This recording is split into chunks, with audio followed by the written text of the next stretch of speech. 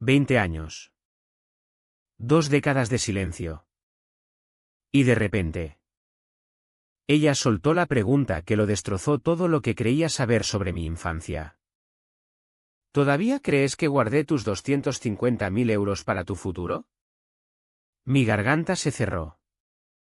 Las manos se me helaron y, por primera vez en 20 años, me di cuenta de que en realidad no conocía a mi madre en absoluto. La mujer sentada frente a mí en aquella cena familiar no era la madre soltera luchadora que recordaba. Era una extraña que había llevado una máscara durante 2 décadas. Me llamo Elena Romero. Y hasta ese momento en la cena, pensaba que conocía mi historia. Tenía 29 años. Trabajaba como auxiliar jurídica en un pequeño bufete del centro de Madrid y vivía al día en un estudio diminuto en Lavapiés que apenas cabía una cama y un escritorio. No era glamuroso. Pero lo había construido yo sola. Ladrillo a ladrillo. Desde cero.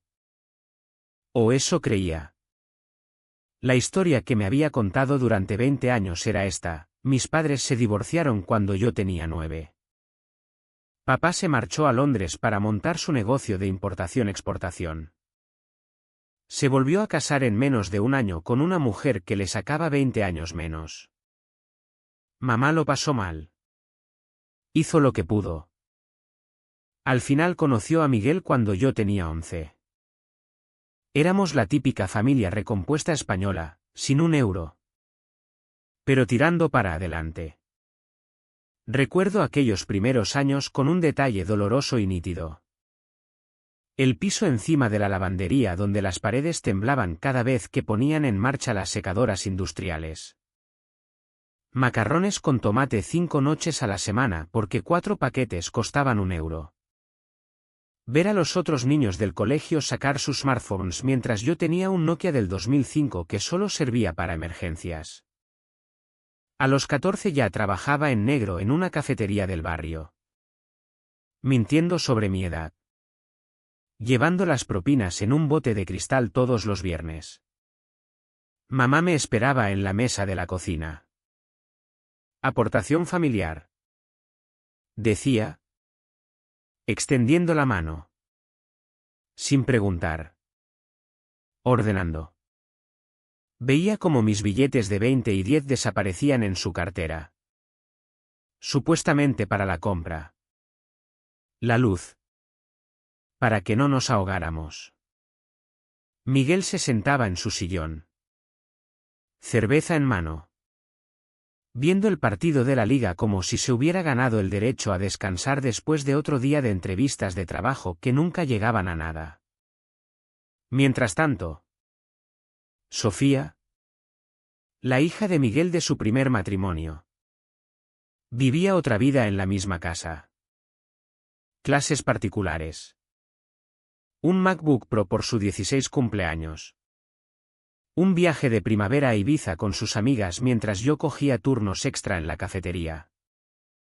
El padre de Sofía manda la pensión alimenticia. Explicaba mamá cuando me atrevía a preguntar. Ese dinero es solo para ella. ¿Lo creía? ¿Por qué no iba a creerlo? Confías en tu madre cuando te dice que no hay dinero. Confías cuando te mira a los ojos y dice, un día. Elena, entenderás lo que he sacrificado por esta familia. La universidad nunca se habló como una posibilidad real. Los préstamos te entierran. Decía mamá. Mejor trabajar. Ahorrar. Quizás clases nocturnas. Y eso hice. Acabé el bachillerato con un 8,7 y me puse a trabajar. Recepcionista a tiempo completo de día. Ciclos formativos de auxiliar jurídica por las noches. Pagando curso a curso. Semestre a semestre. Tardé 6 años en sacar el título técnico y otros 3 en conseguir el puesto de auxiliar en el bufete. Estaba orgullosa de ese camino. Cada lucha me había hecho más fuerte. Más independiente. Nunca le pedí dinero a papá. Orgullo. Sobre todo. Y la distancia que él había mantenido cuidadosamente dejaba claro que yo era responsabilidad de mamá. Las tarjetas de cumpleaños dejaron de llegar cuando cumplí 15. Las llamadas se fueron espaciando hasta desaparecer a los 17. Pero aquí está lo curioso de construir tu identidad sobre la supervivencia en la pobreza, se convierte en quien eres. Cada pequeña victoria, el primer piso sin compañeros. El Toyota de segunda mano que por fin arrancaba. La capacidad de comprar cereales de marca parecía monumental. Llevaba mis luchas como una armadura. Eres tan fuerte, me decían las amigas. No me creo que lo hayas conseguido tú sola. Tú sola. Esas palabras me habían definido tanto tiempo que nunca cuestioné la narrativa. Nunca me pregunté por qué papá, que al parecer había triunfado en Londres, había abandonado por completo sus obligaciones económicas. Nunca cuestioné por qué la historia de mamá sobre el dinero nunca cuadraba del todo. ¿Por qué las búsquedas de empleo de Miguel nunca daban resultado? ¿Por qué el estilo de vida de Sofía parecía financiado por algo más que la pensión? La verdad estaba allí, esparcida como migas de pan durante 2 décadas. Solo que yo no había tenido suficiente hambre para seguir el rastro. Hasta aquella noche en que el vino soltó la lengua de mamá y le arrancó una pregunta que nunca había pretendido pronunciar. Mirando atrás ahora, lo veo todo clarísimo.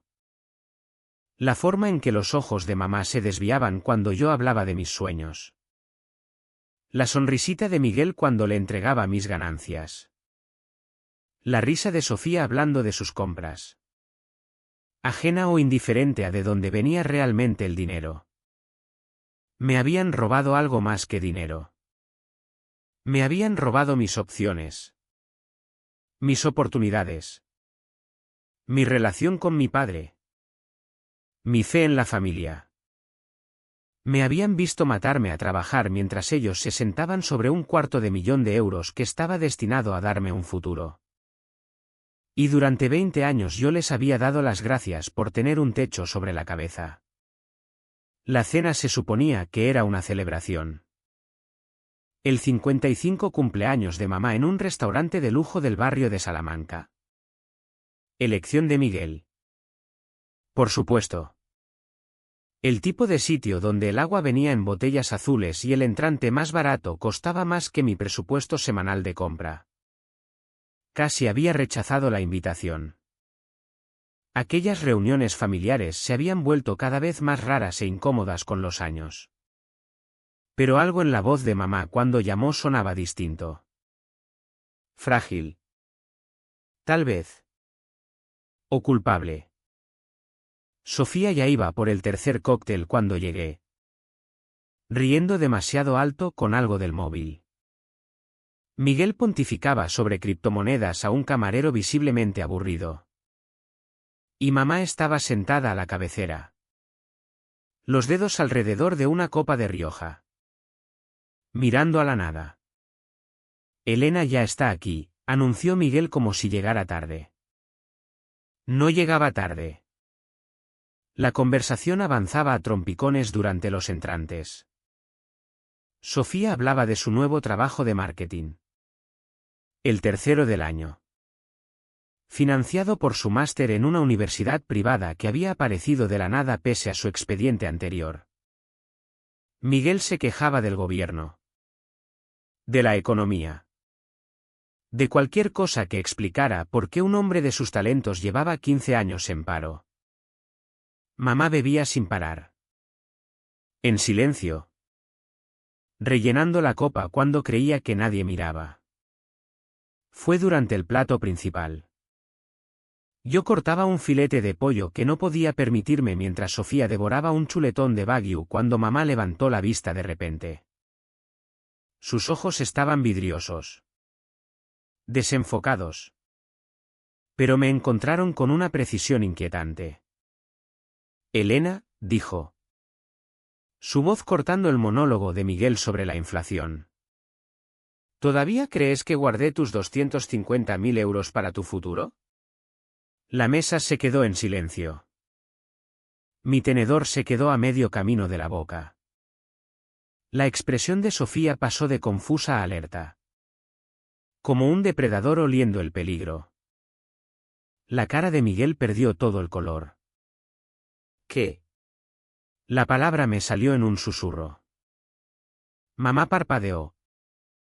Pareció darse cuenta de lo que había dicho. Pero el vino había soltado algo más que su lengua. Había disuelto 20 años de cuidadosa mentira. El dinero, continuó. Cada palabra un poco pastosa pero devastadoramente clara, que te envió tu padre para la universidad y tu futuro. ¿Todavía crees que lo guardé en algún sitio? ¿Verdad? Como un fondo de estudios o algo.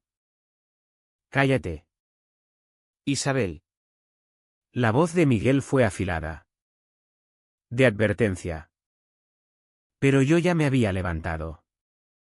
Las manos planas sobre la mesa. Inclinándome hacia adelante. ¿Qué dinero? Mamá. Estás borracha. Sofía intervino rápido. Estás confundiendo a Elena con 250.000 euros, dije despacio. Saboreando cada palabra. De papá. ¿Para mi universidad? Los ojos de mamá se llenaron de lágrimas.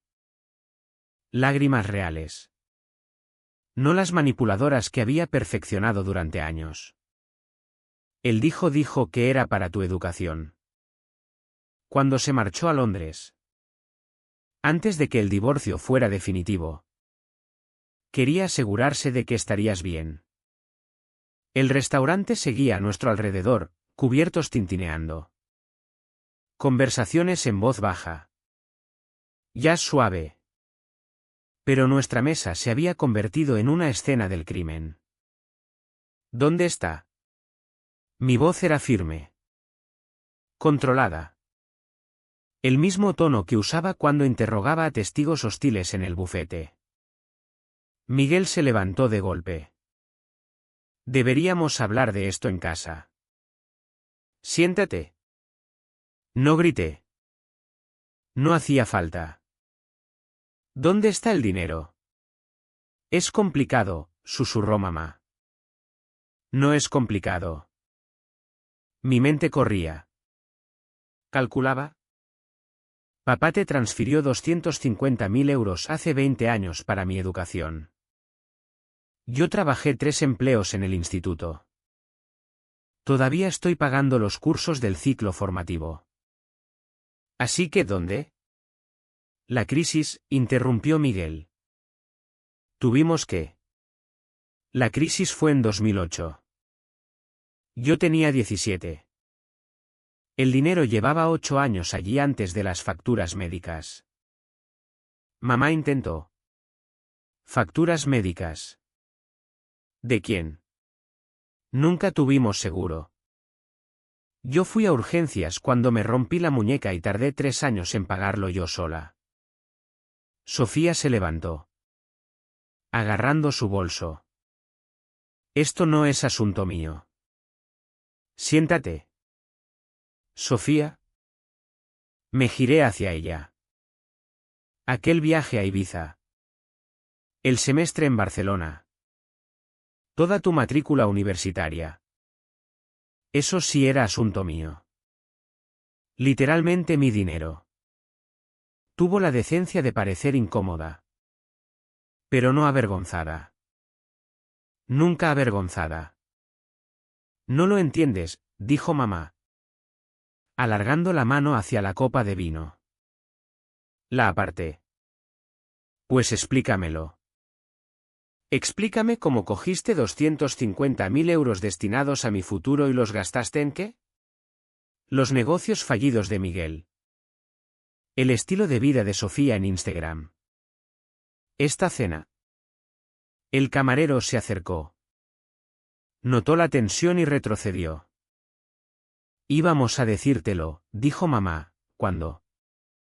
¿Cuándo? En mi lecho de muerte después de haber pasado toda mi vida adulta creyendo que nací sin nada. Que papá me abandonó. ¿Que la pobreza era mi herencia? Tu padre sí te abandonó, dijo Miguel. El dinero no cambia eso. Me reí. De verdad me reí. No. Pero robarlo sí lo cambia todo. Saqué el móvil. Abrí la aplicación de grabación y lo dejé sobre la mesa. Quiero oírlo todo. Cada detalle. Cada euro. Cada mentira. Y luego vamos a hablar exactamente de cómo pensáis devolvérmelo. Las lágrimas de mamá corrían libremente. Elena. Por favor. Empieza a hablar, dije. Sentándome de nuevo. ¿O me levanto? Salgo por esa puerta y la próxima vez que me veas será en los juzgados. El año era 2025 y en aquel momento. En aquel restaurante carísimo. 20 años de cuidadosa mentira se derrumbaron por fin. La verdad estaba a punto de salir. Toda. La investigación se convirtió en mi obsesión. Cada tarde después del trabajo. Cada fin de semana. Cada minuto libre lo dedicaba a destapar 20 años de engaño financiero. Mi estudio se transformó en un cuartel general improvisado. Documentos esparcidos por el suelo. Portátil abierto en webs bancarias. Blocs amarillos llenos de cronologías y cálculos. El primer avance llegó de una fuente inesperada, el antiguo abogado del divorcio de papá. Martín Hidalgo. Ahora semijubilado pero todavía ejerciendo en Madrid. Cuando le expliqué la situación. Su silencio al teléfono se alargó tanto que pensé que se había cortado la llamada. Me preguntaba cuándo saldría esto a la luz, dijo por fin. Tu padre fue muy concreto con esa transferencia. Tengo copias de todo. 3 días después estaba en su despacho mirando documentos que reescribían toda mi historia. El justificante de la transferencia, 250.000 euros de Javier Romero a Isabel Pérez, su apellido de soltera. Fechada el 15 de marzo de 2005. La línea de concepto decía, Elena Romero, Fondo Educación y Futuro. Incluso había un acuerdo firmado y notariado que decía que los fondos debían usarse exclusivamente para mi educación y el establecimiento de mi vida adulta. Tu madre contrató su propio abogado para esto, explicó Martín. Insistió en gestionar los fondos ella misma en vez de crear un fideicomiso formal. Tu padre quería creer que ella haría lo correcto contigo. ¿Tienes registros de qué pasó con el dinero? No. Pero puedo decirte dónde buscar. Armada con números de cuenta y fechas. Pasé las 2 semanas siguientes navegando burocracia, bancos, cooperativas de crédito, gestoras de inversión. La mayoría de registros tan antiguos estaban archivados. Requerían tasas para acceder. Solicitudes formales. Las pagué todas. El patrón que surgió era demoledor. Primera retirada, 15.000 euros. Junio de 2005. 3 meses después del ingreso. Concepto, reformas del hogar. Luego 8.000 en septiembre. Emergencia familiar. En diciembre otros 20.000 habían desaparecido, oportunidad de inversión. La hoja de cálculo que construí contaba la historia con claridad brutal. En 18 meses. La mitad del dinero se había esfumado. Cuando yo tenía 13. Edad suficiente para empezar a preguntar por la universidad. Quedaban solo 60.000. En mi 16º cumpleaños. Cuando trabajaba noches y fines de semana en la cafetería. El saldo era 0. ¿Pero dónde había ido realmente? Eso requirió excavar más profundo. Crucé las fechas de las retiradas con registros públicos. Publicaciones antiguas de redes sociales de aquella época. Expedientes escolares de Sofía que conseguí que una administrativa comprensiva me compartiera con el pretexto de verificación laboral. Junio de 2005, Miguel constituyó una SL para su consultora que nunca consultó a nadie. Septiembre de 2005, Sofía se matriculó en un colegio privado de élite. Matrícula anual, 25.000 euros. Diciembre de 2005, registros de propiedad mostraban el nombre de Miguel añadido a la escritura de la casa de mamá. El descubrimiento más nauseabundo vino de las antiguas publicaciones de Sofía en Facebook, que nunca se había molestado en hacer privadas. Primavera 2010, semestre increíble en Barcelona. Gracias, mamá Isabel, por hacer realidad mis sueños. Adjuntaba fotos suyas en Barcelona, Madrid, Ibiza. El programa de estudios en el extranjero costaba 30.000 euros según la web archivada de la universidad. Ese mismo año yo tenía 17. Trabajaba 2 empleos. Dormía 4 horas por noche, metiendo cada céntimo para que no se cortara la luz porque mamá decía que estábamos a un sueldo de quedarnos en la calle. Los correos fueron más difíciles de conseguir. Pero una auxiliar jurídica desarrolla ciertas habilidades. Mamá había usado la misma contraseña durante años, la fecha de nacimiento de Sofía. Naturalmente, su antigua cuenta de Yahoo fue una mina de oro de pruebas. Miguel a mamá. 2008, la inversión triplicará nuestro dinero. Podemos reponer el fondo de Elena y nos sobraría para vivir cómodos por fin. Mamá a Miguel. 2009, la cuenta está vacía. Tenemos que tener más cuidado. Elena se hace mayor. Pregunta cosas. Miguel a mamá. 2009, dile que Javier nunca envió nada.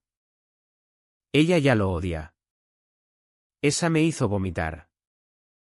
Literalmente correr al baño y vomitar. No solo me habían robado el dinero. Habían envenenado deliberadamente mi relación con mi padre para encubrir su delito. Encontré más. Firmas falsificadas en solicitudes de becas afirmando que no tenía fondo universitario ni apoyo paterno. Mentiras a servicios sociales sobre los ingresos del hogar. Incluso una carta de papá que mamá había interceptado cuando yo tenía 18 preguntando si había recibido el dinero de la universidad y que ella nunca contestó. La prueba más reciente apenas tenía 1 año. Mamá y Miguel habían solicitado un préstamo con garantía hipotecaria declarando sus activos bajo cuentas de inversión. Habían declarado los 250.000 euros como regalo familiar, que había sido invertido sabiamente en inmobiliaria y en la educación de Sofía, generando rendimientos significativos. No solo me habían robado. Habían sacado beneficio de ello. Habían usado mi dinero para construir su vida cómoda de clase media mientras yo luchaba en la pobreza que ellos mismos habían fabricado. Contacté a mi padre por primera vez en 5 años. La conversación fue tensa. Dolorosa. Pensé que lo sabías, dijo. Su voz pesada a través de la conexión internacional. Tu madre me aseguró que habías elegido otro camino. Que no querías mi dinero. Me dijo que nos habías abandonado por completo. El silencio se estiró entre Londres y Madrid. Voy a arreglar esto. ¿Cómo?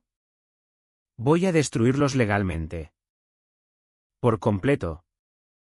Y voy a recuperar hasta el último euro. Elena. Han pasado 20 años. La prescripción. El fraude tiene reglas distintas, le interrumpí. Sobre todo fraude continuado. Sobre todo cuando implica documentos falsos y robo de identidad. Soy auxiliar jurídica.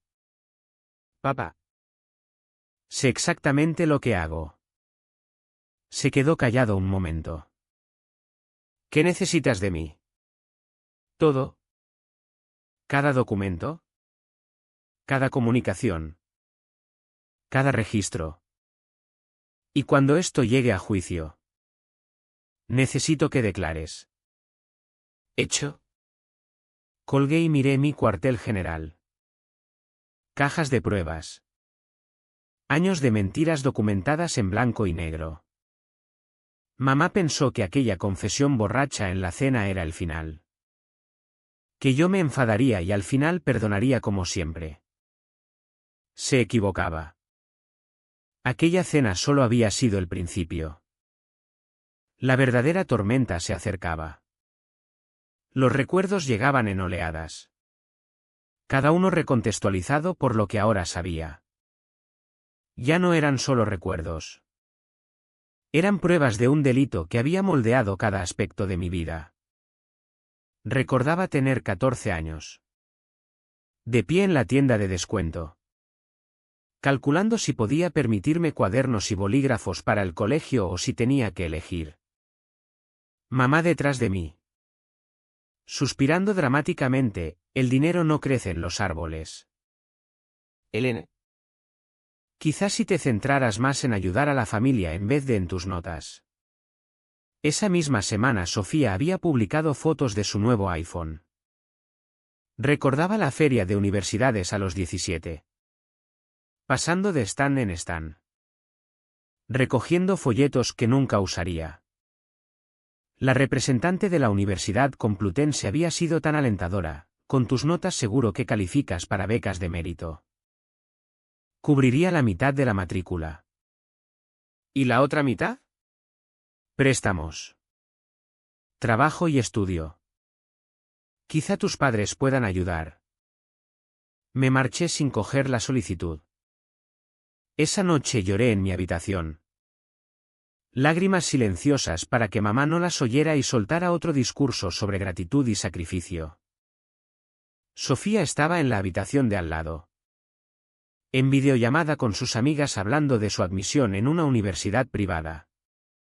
Entusiasmada porque no necesitaría préstamos gracias a su fondo universitario. El recuerdo más cruel era de mi graduación de bachillerato. Papá había llamado. La primera vez en 2 años. Mamá me pasó el teléfono con esa expresión apretada que ponía cada vez que salía su nombre. Felicidades. Elena.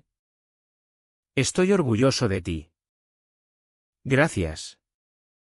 La palabra salió afilada. Amarga. Sobre la universidad. ¿Tu madre habló contigo de los arreglos? ¿Qué arreglos? Pregunté. Hubo una larga pausa. Para tu educación. Las provisiones económicas que hice. Papá. No quiero tu dinero de culpa. Estoy bien sola. Otra pausa. Si eso es lo que quieres. Le colgué. Mamá estaba de pie en la puerta. Mirando. Hiciste lo correcto, dijo. No lo necesitas. Ahora entendía aquella pausa. Él había estado confundido. Probablemente dolido. Había apartado una fortuna para mi futuro y yo se la había tirado a la cara sin saber que existía. Mamá había estado allí viendo cómo cortaba el último hilo con mi padre. Sabiendo que ella lo había orquestado todo. Los recuerdos más pequeños dolían igual. Todas aquellas veces que volvía de la cafetería oliendo a aceite y agotamiento para encontrar a Sofía tumbada en el sofá con folletos de estudios en el extranjero. Estoy pensando en Barcelona o quizás Roma. No me decido. ¡Qué bien!, murmuraba yo. No seas envidiosa. Me reprendía mamá. El padre de Sofía planificó mejor. Algunos padres sí piensan en el futuro de sus hijos. La ironía era tan afilada que podía cortar cristal. Mi padre había planificado. Había planificado mejor que nadie y ellos se lo habían robado todo. Saqué mi diario de aquellos años. Lo había llevado de forma esporádica cuando podía permitirme los cuadernos. Las entradas dolían leerlas. 15 de mayo de 2010, mamá dice que podemos perder la casa. Le di todo mi sueldo. 287 euros. No es suficiente. Nunca es suficiente. ¿Por qué papá no se preocupó lo suficiente para ayudar? ¿Por qué nos dejó sin nada? 3 de septiembre de 2011, Sofía se marchó hoy a la universidad. Universidad privada. Mamá y Miguel la llevaron en la furgoneta nueva de Miguel. Yo cogí el autobús a mi segundo trabajo. Mamá dice que debería alegrarme por Sofía. Que la envidia es fea. Pero no es envidia. Es otra cosa. Algo que se siente como ahogarse. 18 de diciembre de 2012, admitida en el ciclo formativo. Mamá ni siquiera miró la carta de admisión. ¿Cómo lo vas a pagar? Fue todo lo que dijo. Supongo que lo resolveré. Siempre lo hago. Página tras página de una joven culpándose a sí misma. Culpando a su padre. Culpando a la mala suerte y a las circunstancias. Sin sospechar nunca que su pobreza estaba fabricada. Que sus luchas estaban orquestadas por las mismas personas que decían quererla. La manipulación psicológica era casi artística en su perfección. Me habían aislado de mi padre. Me habían hecho sentir agradecida por las migajas. Me habían convencido de que mi ética de trabajo me estaba forjando el carácter cuando en realidad solo estaba subvencionando su vida cómoda. Cada euro que había llevado a casa pensando que contribuía a nuestra supervivencia había liberado más de mi propio dinero para que ellos lo gastaran en otra parte. Hice las cuentas. En más de 5 años trabajando durante el instituto y después había aportado unos 35.000 euros al hogar. Ellos me habían robado 250.000 juntos. Eso eran 285.000 euros que me habían quitado. Directa o indirectamente. Los intereses y rendimientos que ese dinero podría haber generado en 20 años elevaban la cifra a casi medio millón. Medio millón de euros. Ese era el precio de mi vida robada. Pero había cosas que el dinero no podía cuantificar. La relación con mi padre envenenada más allá de toda reparación. La confianza que viene de las experiencias universitarias que nunca tuve. Las conexiones. Las oportunidades. La simple dignidad de no estar exhausta y desesperada durante los años más formativos de mi vida. Me habían robado mi potencial y lo habían vendido por el semestre de Sofía en Barcelona. Los negocios fallidos de Miguel y su comodidad suburbana. Me encontré una tarde frente a la antigua casa de papá. La que habíamos vivido antes del divorcio. La habían vendido hacía años. Pero aparqué fuera de todos modos. Mirando la ventana que había sido mi habitación. Con 9 años había creído que mis padres siempre me protegerían. Ese fue el año en que todo cambió. El divorcio. Papá marchándose. El lento descenso a la pobreza fabricada. Mi móvil vibró. Un mensaje de mamá: necesitamos hablar de esto como familia. Por favor, ven a cenar el domingo. Podemos arreglarlo. ¿Como familia? La frase me hizo reír. Aguda y amarga. Nunca habíamos sido una familia. Habíamos sido una estafa. Y yo había sido la víctima. Le contesté: lo único que necesitamos discutir es la devolución. Cantidad completa más 20 años de intereses. Tienes una semana para proponer un plan. Si no, presento cargos el lunes. Llamó inmediatamente. Dejé que saltara el buzón. Luego conduje a casa, pasando por la cafetería donde había malgastado mi juventud, pasando por el centro de formación donde había luchado por cada crédito, pasando por todos los hitos de mi adolescencia robada. Cada kilómetro fortalecía mi determinación. Me habían quitado 20 años. No les dejaría robar ni un día más. El domingo llegó gris y amenazando lluvia. Elegí yo el sitio esta vez. Un restaurante tranquilo del centro. Lo bastante público para evitar gritos. Lo bastante privado para la devastación.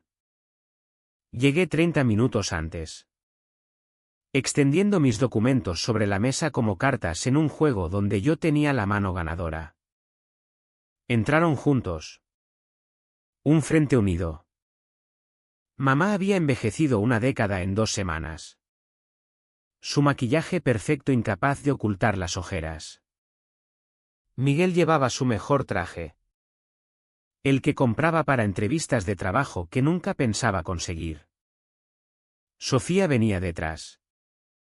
Gafas de diseño pese al día nublado. Pasando el dedo por el móvil como si esto fuera una molestia en vez de un ajuste de cuentas. Se sentaron frente a mí. El camarero se acercó. Pero lo despedí con la mano. Vamos a hacerlo rápido, empezó Miguel, sacando un bloc amarillo. Hemos consultado con un abogado. No. No lo habéis hecho, ni siquiera levanté la vista de ordenar mis papeles. Porque cualquier abogado os habría dicho que huyerais. No que negociarais. Elena. Cariño, empezó mamá. No. La palabra salió afilada como un cuchillo. Perdiste el derecho a llamarme cariño cuando robaste mi futuro y lo vendiste para financiar el estilo de vida de Instagram de Sofía. Sofía por fin levantó la vista del móvil. ¡Ay! Por favor. ¡Qué dramática! Era dinero familiar. Era mi dinero. Deslicé el primer documento sobre la mesa. Justificante de transferencia 15 de marzo de 2005. 250.000 euros de Javier Romero a Isabel Pérez. Concepto, Elena Romero, Fondo Educación y Futuro. Las manos de mamá temblaban al cogerlo. Deslicé el siguiente. Extractos bancarios mostrando retiradas sistemáticas. Junio de 2005, 15.000 euros. Septiembre de 2005, 8.000 euros.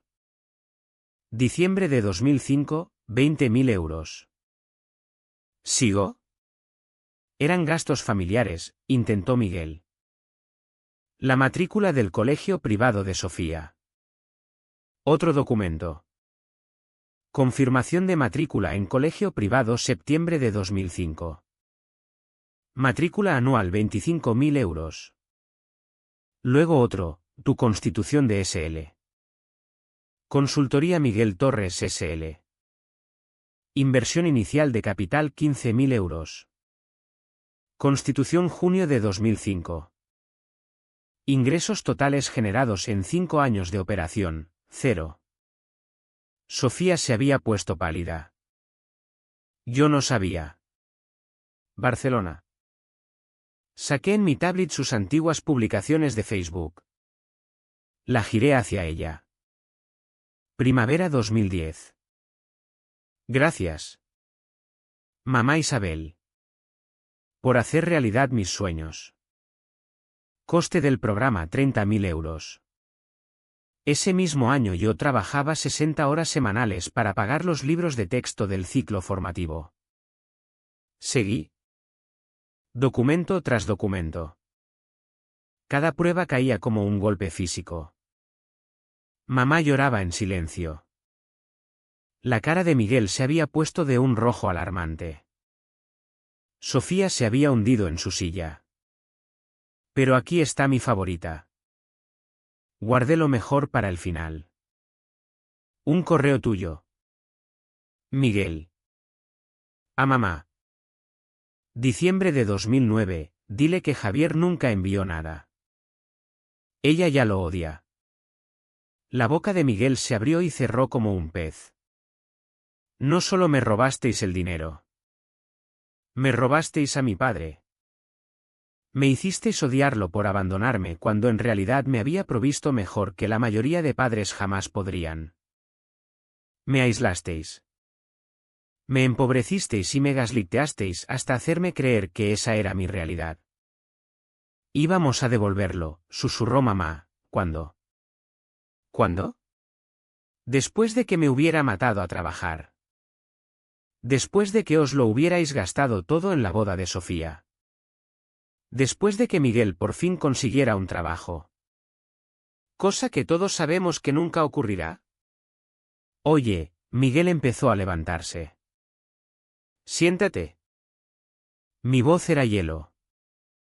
O llamo a la policía ahora mismo. Estafa. Falsificación de documentos. Apropiación indebida. Tengo una carpeta para ellos también. Se sentó. Saqué mi documento final. Esta es una carta de demanda de mi abogada. Sí. Contraté una. Una de verdad. No la que sea que Miguel finge haber consultado. Tenéis dos opciones. La coloqué en el centro de la mesa. Opción 1, devolución completa de 250.000 euros más intereses acumulados a tipo de mercado durante 20 años. Eso suma aproximadamente 580.000 euros. Venderéis la casa. Liquidaréis vuestras cuentas de jubilación y Sofía pedirá préstamos para devolver lo que recibió en fondos robados. Eso es una locura. Chilló Sofía. No puedo. Opción 2, continué. Ignorándola. Presento cargos criminales mañana por la mañana. Mamá. Te enfrentarás a cargos de estafa y apropiación indebida. Miguel. Te enfrentas a falsificación documental y estafa. Sofía. Receptación de bienes robados y conspiración si puedo probar que lo sabías. Cosa que aquellos correos de 2012 sugieren que sí. No lo harías, jadeó mamá. Soy tu madre. Se suponía que eras mi madre, corregí. Las madres no roban el futuro de sus hijas. Las madres no ven a sus hijas matarse a trabajar mientras gastan sus fondos universitarios en sus hijastras. Las madres no envenenan las relaciones entre padres e hijas para encubrir sus delitos. Me levanté. Recogiendo mis originales. Dejándoles copias. Tenéis 72 horas para decidir. Después de eso. Dejaré de ser generosa.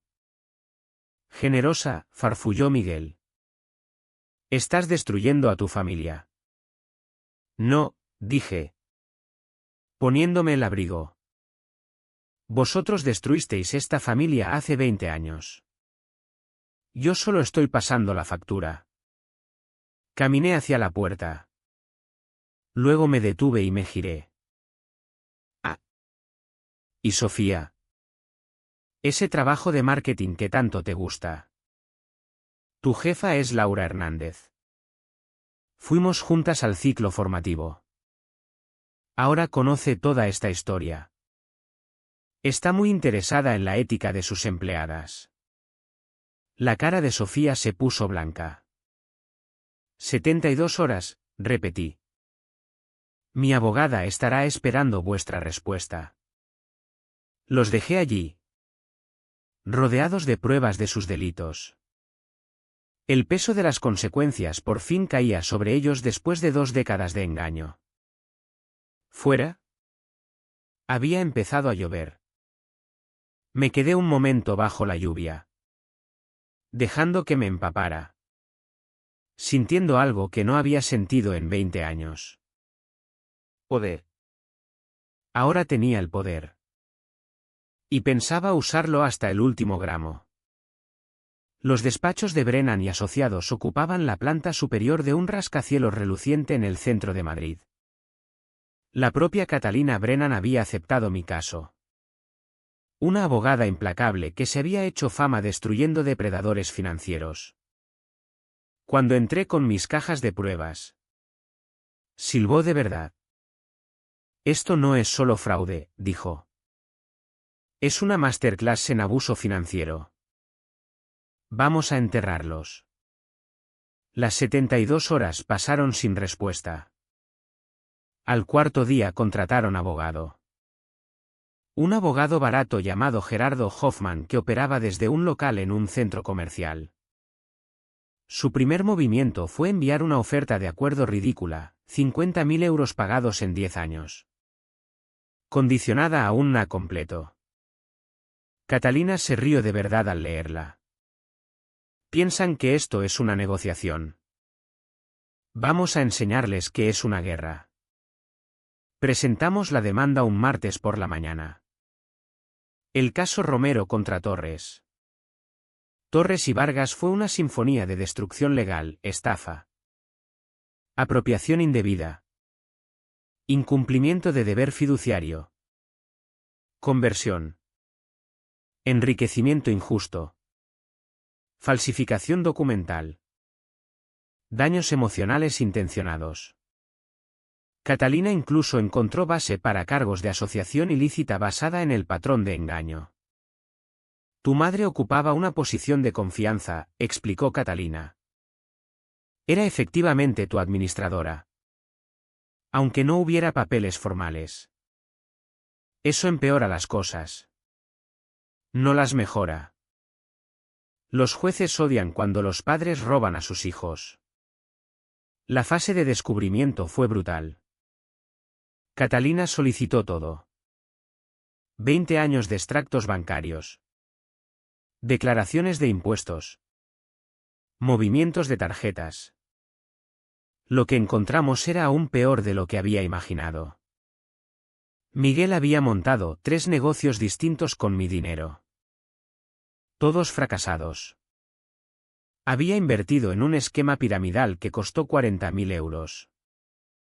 Había comprado y vendido acciones. Perdiendo más de lo que ganó. Un documento especialmente dañino mostraba que se había jugado 15.000 euros en un fin de semana en un casino de la Costa del Sol. Los gastos de mamá eran más sutiles pero igual de dañinos. Tratamientos estéticos por valor de 30.000 euros. Compras de joyas. Un apartamento compartido en Marbella que habían usado 2 veces. Todo mientras yo comía ramen y caminaba al trabajo porque no podía permitirme el metro. El rastro de Sofía era el más indignante. Encontramos registros de ella presumiendo en mensajes de texto a sus amigas, el exmarido de mi madre dejó dinero para Elena. Pero ella es demasiado tonta para saberlo. Más para mí. Eso era de 2015. Cuando ya sabía perfectamente del robo. Las declaraciones se programaron para septiembre. Mamá se derrumbó primero. Durante 4 horas Catalina desmenuzó cada mentira. Cada retirada. Cada engaño. Mamá lloró casi todo el tiempo. Pero las lágrimas no borran delitos. ¿Le dijiste a Elena que el dinero existía? No. ¿Usaste el dinero para su educación? No. ¿Le dijiste a Javier Romero que Elena había rechazado el dinero? Yo lo insinué. ¿Mientes? Sí. La declaración de Miguel fue peor. Intentó ser listo. Evasivo. Catalina lo destrozó. Admitió los negocios. El juego. Incluso haber convencido a mamá de que podían tomar prestado el dinero y devolverlo cuando su negocio triunfara. Sofía intentó hacerse la inocente. 27 años.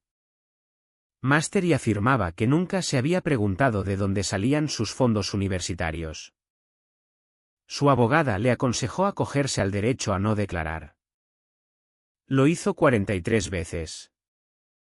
El perito contable que contrató Catalina calculó el daño total, 250.000 euros principal. 330.000 euros en rendimientos de inversión perdidos durante 20 años. 35.000 euros en salarios que yo había aportado al hogar bajo falsos pretextos y 50.000 euros en oportunidades educativas perdidas. Total, 665.000 euros. Eso es conservador, señaló. Si hubieras invertido en fondos indexados, hoy tendrías más de 1 millón. En octubre surgió más prueba. Una segunda cuenta que mamá había ocultado con otros 20.000 euros de papá destinados a mi primer coche y apartamento, gastados en el fallido negocio inmobiliario de Miguel en 2008. Las implicaciones penales crecían. La Fiscalía de Madrid se involucró. El fraude superior a 100.000 euros era delito grave.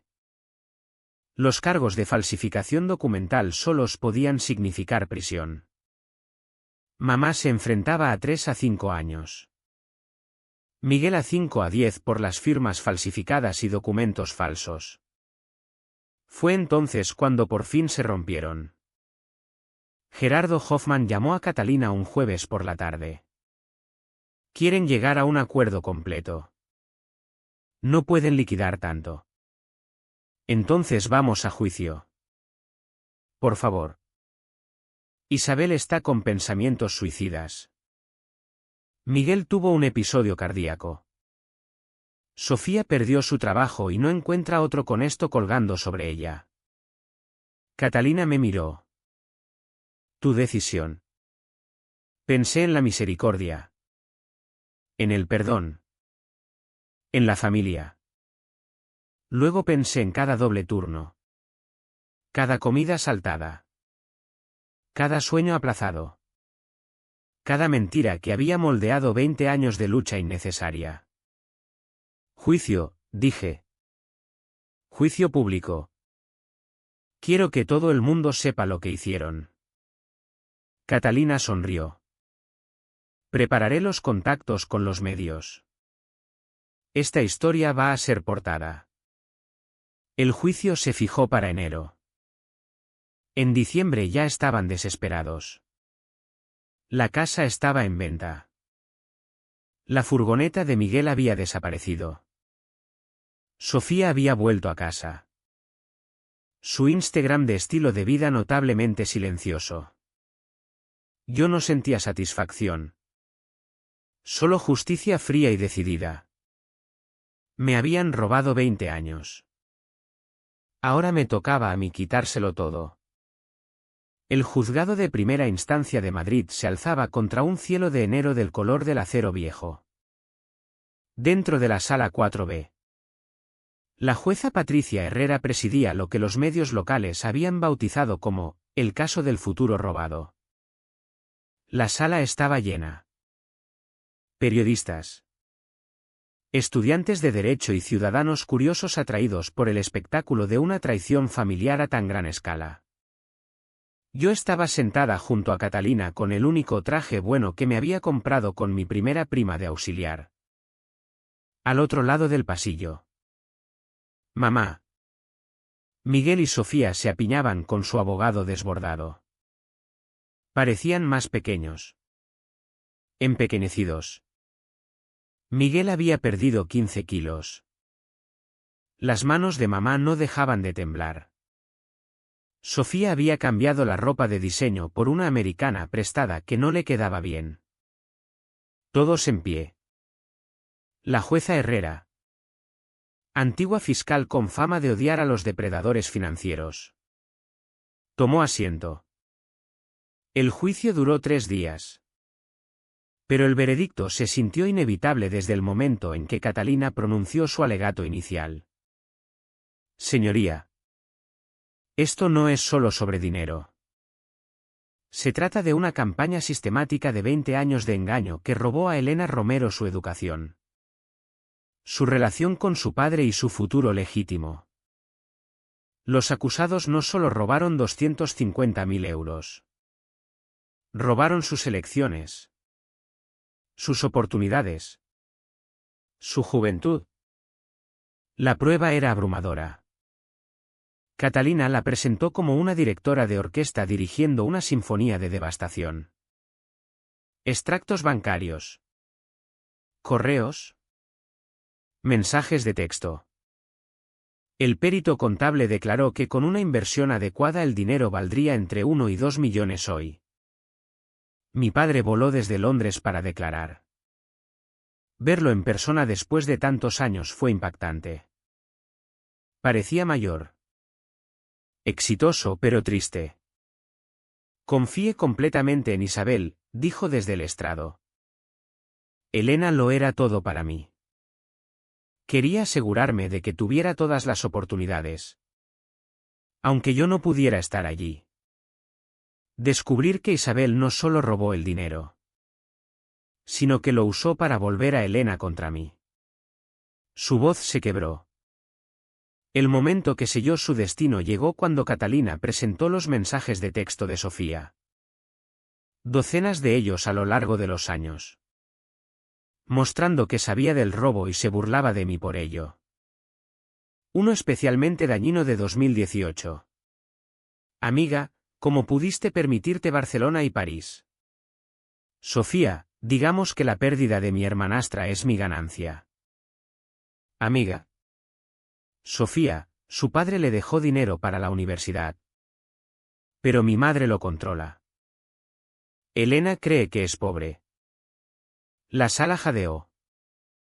Sofía enterró la cara en las manos. Cuando yo subí al estrado, Catalina me pidió que describiera mi vida durante aquellos 20 años. Comía una sola comida al día durante la mayor parte del instituto para ahorrar. Caminaba 4 kilómetros al trabajo porque el billete de metro significaba no comer. Veía a mi madre llorar por las facturas mientras llevaba joyas que ahora sé que compró con mi fondo universitario. Creía que mi padre me había abandonado. Lo odiaba por ello. Mientras mi madre sabía que él me había provisto mejor de lo que la mayoría de padres podrían soñar. ¿Qué me costó este robo más allá del dinero? Todo. Mi relación con mi padre. Mi educación. Mi salud. Me derrumbé de agotamiento 2 veces. Mi fe en la familia. No se puede poner precio a 20 años de sufrimiento innecesario. La defensa fue patética. El abogado intentó argumentar que era un asunto familiar. Que mamá tenía autoridad sobre los fondos. Que la prescripción había pasado. La jueza Herrera destrozó cada argumento.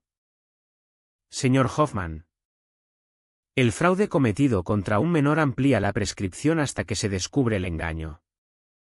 La señora Romero lo descubrió hace menos de un año. En cuanto a la autoridad.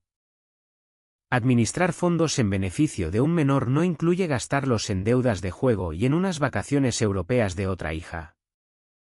Miguel declaró intentando reclamar que el dinero se había invertido en la estabilidad familiar. Bajo contrainterrogatorio admitió el juego. Los negocios fallidos y sí. Haberle dicho a mamá que mintiera sobre la existencia del dinero. La declaración de mamá fue dolorosa de ver. Lloró durante casi todo. Alegando que siempre había tenido intención de devolverlo.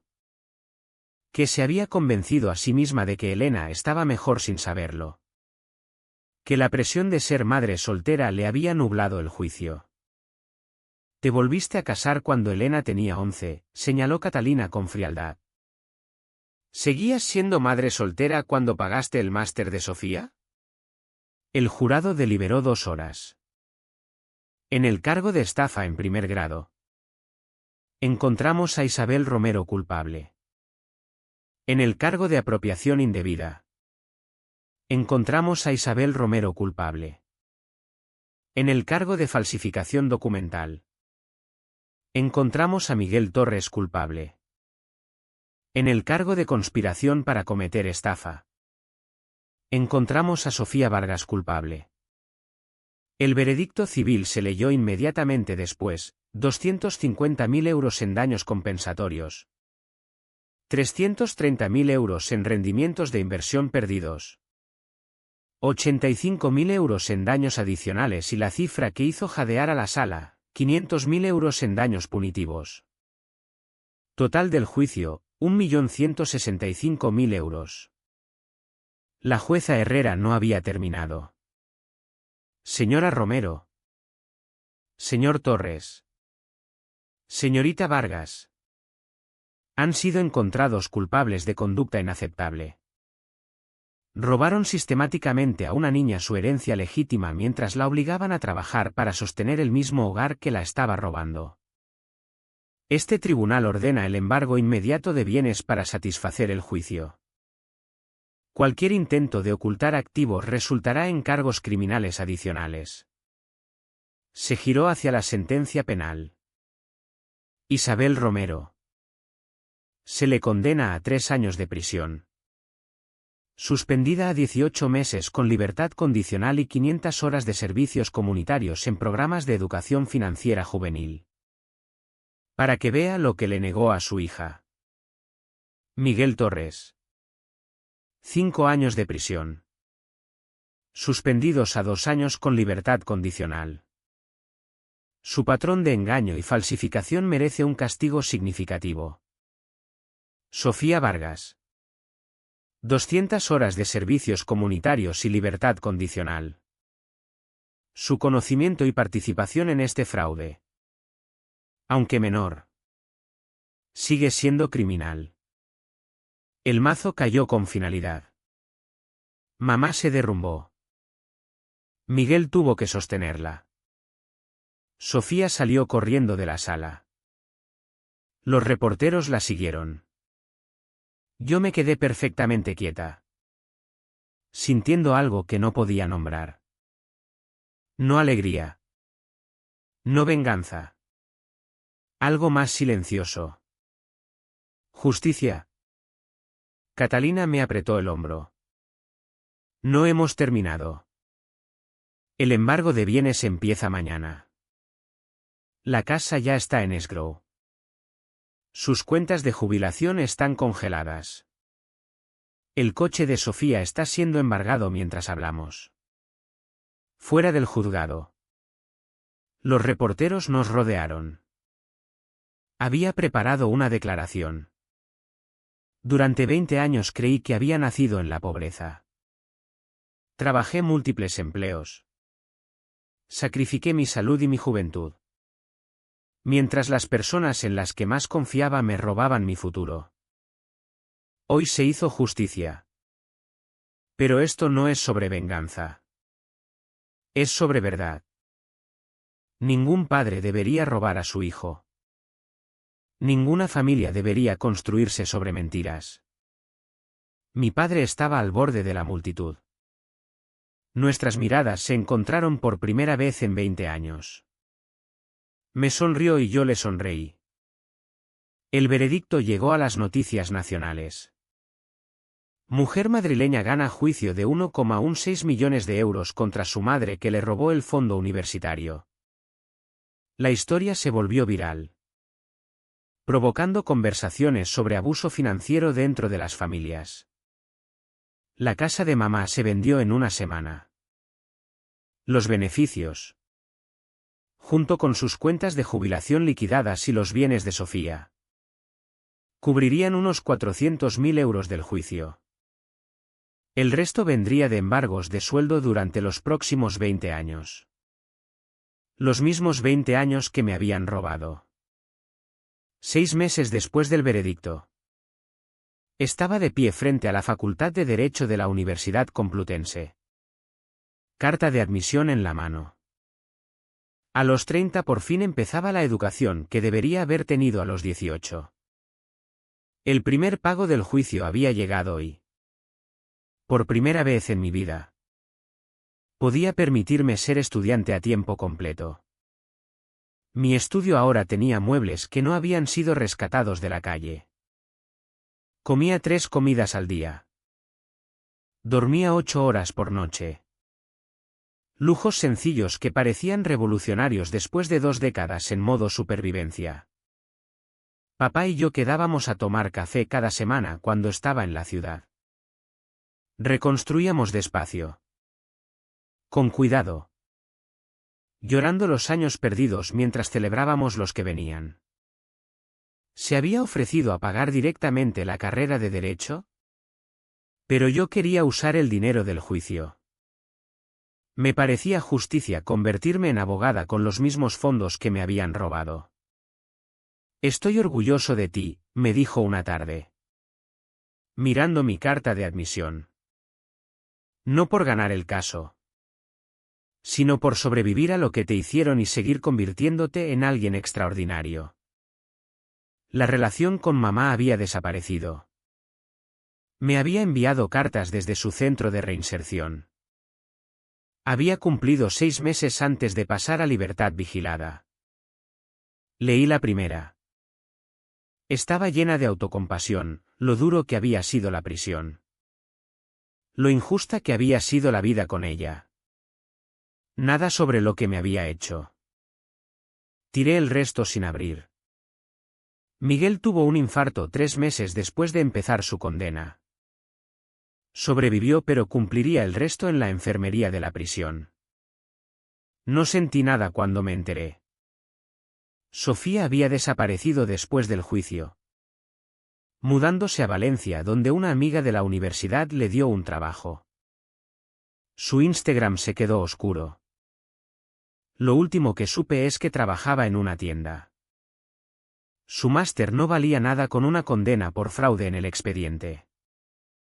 El universo tiene un sentido de la ironía. Ahora vivía la vida que me había visto vivir mientras yo vivía la vida que ella me había robado.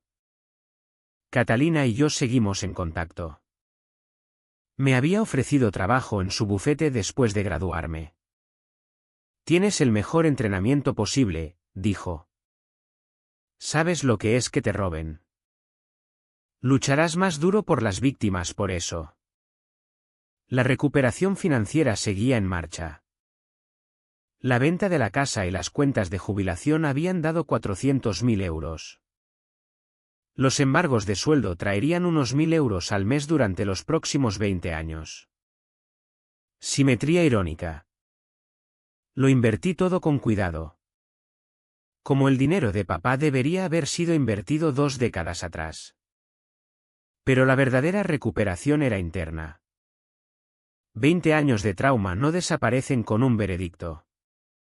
Trabajé con una terapeuta especializada en abuso financiero familiar. Sí. Eso es una especialidad. Y más común de lo que crees. Te gaslightearon hasta hacerte creer que la pobreza era tu herencia, explicó.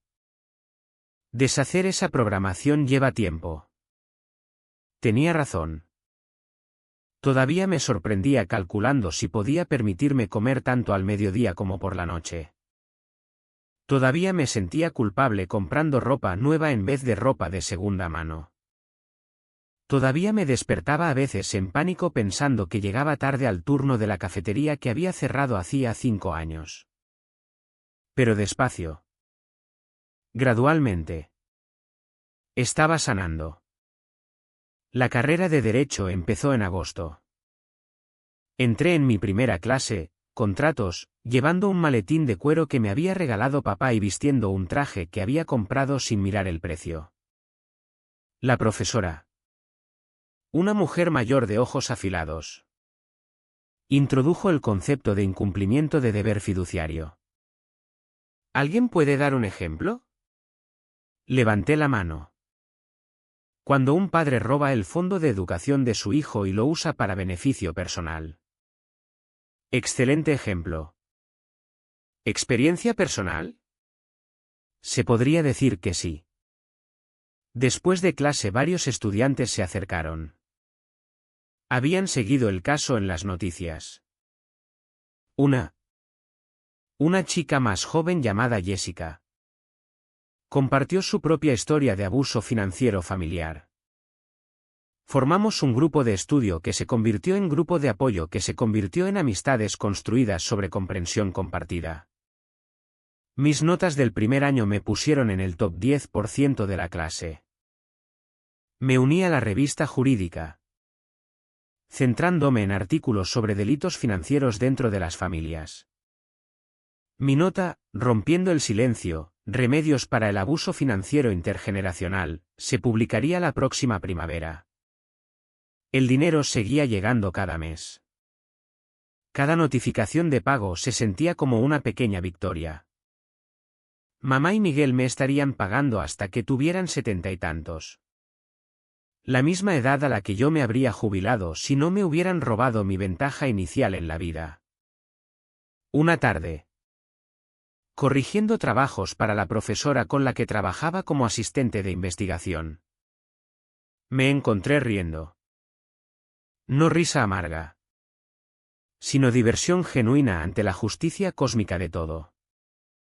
Me habían robado mi fondo de educación para vivir vidas cómodas mientras yo luchaba.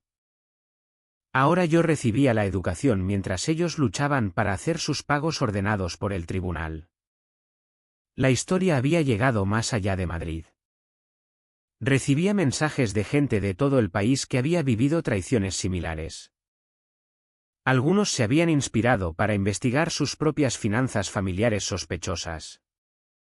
Otros por fin entendían que la pobreza que habían vivido no era natural, sino fabricada por quienes deberían haberlos protegido. Una documentalista me contactó queriendo contar la historia. Acepté con condiciones. El foco estaría en el delito, no en la venganza, en la naturaleza sistemática del abuso financiero familiar, en los recursos disponibles para las víctimas. ¿Por qué luchaste tan duro?, me preguntó durante nuestra primera entrevista. Porque por fin entendí que mi pobreza no era culpa mía.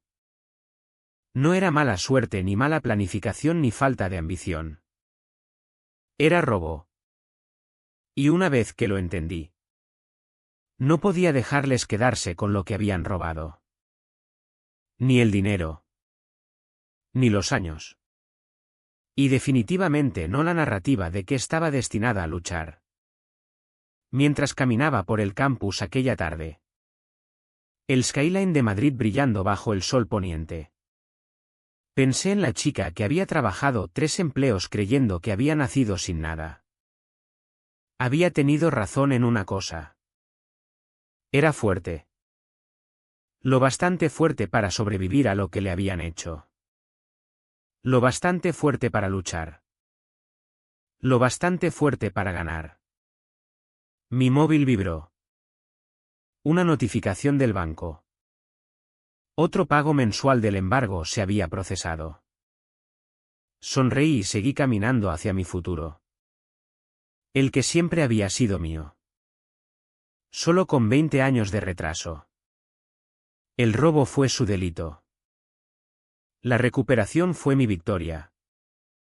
Y el futuro que por fin era verdaderamente, completamente mío.